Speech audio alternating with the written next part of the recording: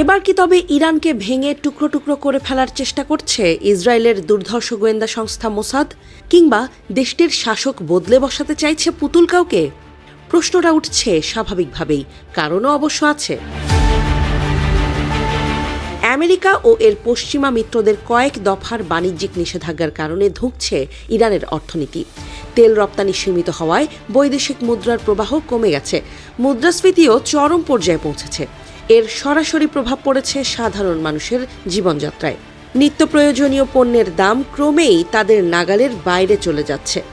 অর্থনৈতিক চাপের মুখে সরকারকে অভ্যন্তরীণ সংস্থার ও বিকল্প বাণিজ্য অংশীদার খোঁজার পথে হাঁটতে হলেও বাস্তবতা মোকাবেলা করা ক্রমেই কঠিন হয়ে উঠছে। এই পরিস্থিতিতে নাভিশ্বাস উঠে গেছে সাধারণ ইরানিদের। জিনিসপত্রের দাম বৃদ্ধির প্রভাবে রাস্তায় নেমেছেন ইরানের সাধারণ মানুষ, যা দ্রুত দেশটির বিভিন্ন জায়গায় ছড়িয়ে পড়ছে। আর এর সুযোগ নিতে মাঠে নেমে পড়েছে ইরানের চিরশত্রু ইসরায়েলের গোয়েন্দা সংস্থা মোসাদ। ইরানের বিক্ষোভকারীদের প্রকাশ্যে সহায়তার ঘোষণা দিয়েছে তারা।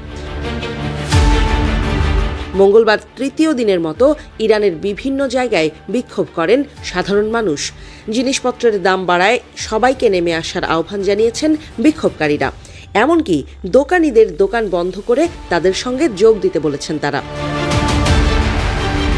সংবাদ মাধ্যম i24 নিউজ বলছে, মঙ্গলবার ইরানের রাজধানী তেহরানের গ্র্যান্ড বাজার বন্ধ ছিল। বিক্ষোভকারীদের প্রতি সমর্থন জানিয়ে দোকান খোলেননি ব্যবসায়ীরা।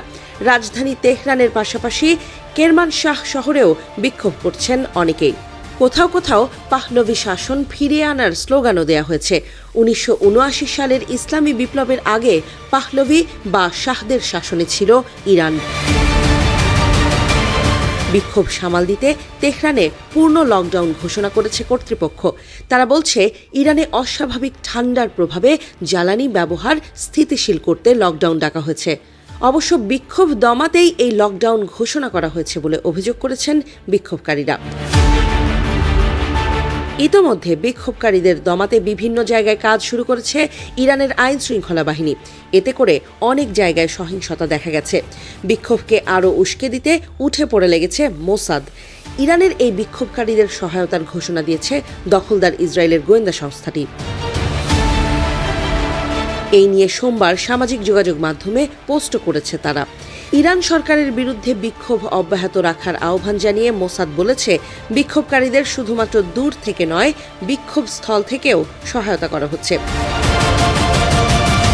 ইরানে এর আগে কয়েক দফা সরকার বিরোধী বিক্ষোভের পেছনে ইসরায়েলের গোয়েন্দা সংস্থা মোসাদের সংশ্লিষ্টতার অভিযোগ তুলেছে তেহরান। বিশেষ করে 2022 সালে মাহসা আমিনির মৃত্যুকে কেন্দ্র করে ছড়িয়ে পড়া আন্দোলনের সময় মোসাদ ও পশ্চিমা শক্তিগুলো বিক্ষোভ উস্কে দিয়েছে বলে দাবি করে ইরানি কর্তৃপক্ষ। যদিও এসব অভিযোগ বরাবরই অস্বীকার করে এসেছে মোসাদ, তবে এবার ইরান সরকারের বিরুদ্ধে বিক্ষোভ উস্কে দেওয়ার সরাসরি প্রমাণ রাখল তারা।